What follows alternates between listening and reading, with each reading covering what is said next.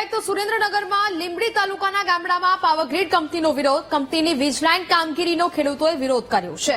ઘનશ્યામપુર, જનશાળી, બડોલ ગામના ખેડૂતોનો કંપની સામે વિરોધ.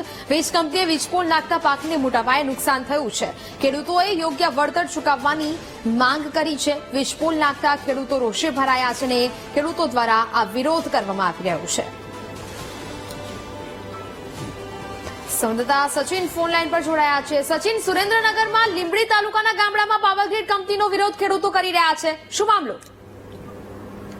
જી, જો વાત કરવામાં તો લીંબડી તાલુકાના જનશાળી, ઘનશ્યામપુર, બળોદ સહિત ગામના ખેડૂતો પાવરગ્રીડ કંપની વળતર આપ્યા વગર વીજનું કનેક્શનનું કામ શરૂ કરી દેવામાં આવ્યું હતું અને ખેડૂતોને જાણ કર્યા વગર ઉભા પાકમાં ખેડૂતોએ નુકસાન પહોંચાડ્યું હતું અને પોલીસને સાથે રાખીને કામ કરી દેવામાં આવ્યું હતું તેવા પણ આક્ષેપ કરી રહ્યા છે. બિલકુલ, જાણકારી બદલ આભાર. પાવરગ્રીડ કંપનીનો હાલ તો વિરોધ છે તે જોવા મળી રહ્યો છે. વીજલાઇનની કામગીરીથી પાકને મોટા પાયે નુકસાન થયું હોવાનો મત ખેડૂતોનો છે. વીજપોલ નાખતા ખેડૂતોમાં રોષ જોવા મળી રહ્યો છે અને તેને જ કારણે મોટી સંખ્યામાં ખેડૂતો એકઠા થયા અને આ વિરોધ નોંધવામાં આવી રહ્યો છે. અનેક વખત આ પ્રકારની કામગીરીથી ખેડૂતોમાં રોષ જોવા મળે છે.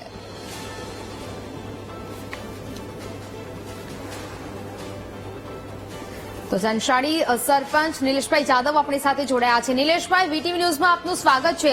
સૌથી પહેલા તો પાવરગ્રીડ કંપની સામે આ ખેડૂતો વિરોધ નોંધાવી રહ્યા છે. મામલો શું છે, શું માંગ છે ખેડૂતોની?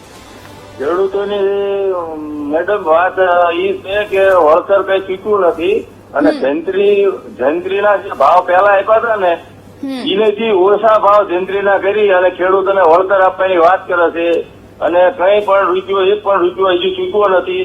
તેમ છતાં ખેતરમાં જીસીબીથી ખાડા કરી નાખ્યા છે અને અત્યારે હાલ હું સ્થળ ઉપર જ છું. જીસીબી લઈને આવ્યા છે અને 4-5 ગાડીઓ લઈને આવ્યા છે સાહેબો. પોલીસ પ્રોટેક્શન સાથે આવ્યા છે અને અમને દબાવવાની વાત કરે છે. બિલકુલ થી નિલેશભાઈ, એક વાત એ પણ સામે આવી છે કે વીજ કંપનીએ વીજપોલ નાખી દીધા છે અને તેને કારણે ખેતરમાં પાકને પણ મોટા પાયે નુકસાન થયું છે. વીજ પોલ હજુ નાખ્યા નથી મેડમ, પણ ખાડા કરીને રાખેલા છે અને અત્યારે હાલ જીસીબી આવેલું છે. વળતર આપવાની વાત કરી હતી નિલેશભાઈ, અત્યારે શું કહેવું છે કંપની વાળાઓનું? કંપની હજુ કઈ વળતરની વાત થઈ નથી.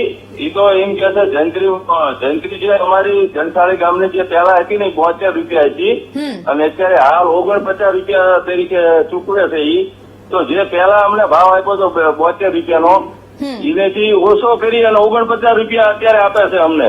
તો આ ખેડૂતોને કઈ રીતે પહોંચાય? અને એક આખા ખેતરમાં આખું ખેતર અમારું ફેલ થઈ જાય છે. એમાં એમના વાહનો ચાલે, તાર આવે, પાકનું નુકસાન થાય. અત્યારે હાલ અમારે ઘઉં ચણા ખેતરમાં ઉભા છે, ઈસબગુલ છે, અમુક ખેતરમાં જીરું છે. તો આ વળતરનું શું? તો ઘનશ્યામપુરના સરપંચ ભરતભાઈ પણ આપણી સાથે જોડાયા છે. ભરતભાઈ, વીટીવી ન્યૂઝમાં આપનું સ્વાગત છે. સૌથી પહેલા તો આ સમગ્ર જે મામલો સામે આવ્યો છે, પાવરગ્રીડ કંપની સામે ખેડૂતો વિરોધ નોંધાવી રહ્યા છે, શું માંગ છે ખેડૂતોની? ખેડૂતોની પહેલા પત્ર તો બેન માંગણી મારી એવી છે કે ઘનશ્યામપુર ગામ પાસેથી જે આ પાવરગ્રીડની જે 765 કેવીની જે લાઈન જાય છે એ અમારે 4 મહિના સુધી ચોમાસામાં અહીંયા પાણી ભર્યું રહેશે.